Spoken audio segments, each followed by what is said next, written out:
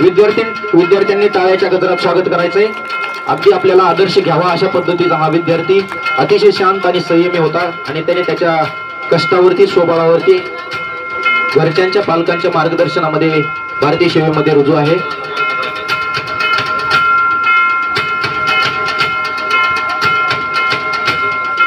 यानंतर मेंगडेवाडीचे आदरणीय हनुमानजी जाधव यांचाही या ठिकाणी सन्मान होत आहे।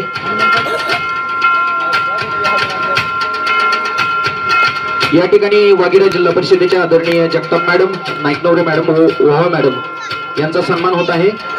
मी समोर बसलेल्या विद्यार्थ्यांना विनंती करतो सर्वांनी टाळ्यांच्या गजरात स्वागत करायचे। लागलीच सन्माननीय हनुमानजी जाधव आपला या ठिकाणी सन्मान होत आहे। मोरे सरांना विनंती कृपया आपण सन्मान करायचा आहे। यानंतर मेंगडेवाडीचे आदरणीय भीमरावजी बांगर यांचाही सन्मान होत आहे। आपणास विनंती आहे, जोडगे सर यांना विनंती सन्माननीय भीमरावजी बांगर यांचा सन्मान करायचा आहे।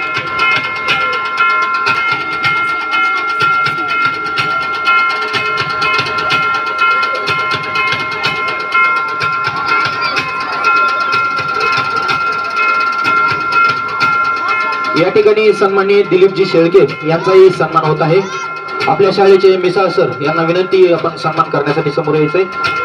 सन्माननीय दिलीपजी शेळके यांचा या ठिकाणी सन्मान होत आहे। यानंतर पालक प्रतिनिधी म्हणून आमच्या 5वीच्या विद्यार्थिनीचे पालक अंकिता वाघमारेचे पालक सन्माननीय भागवतजी वाघमारे हेही मंचावरती उपस्थित आहेत। आपणास विनंती आपण पालक प्रतिनिधी म्हणून एक सत्कार स्वीकारावा।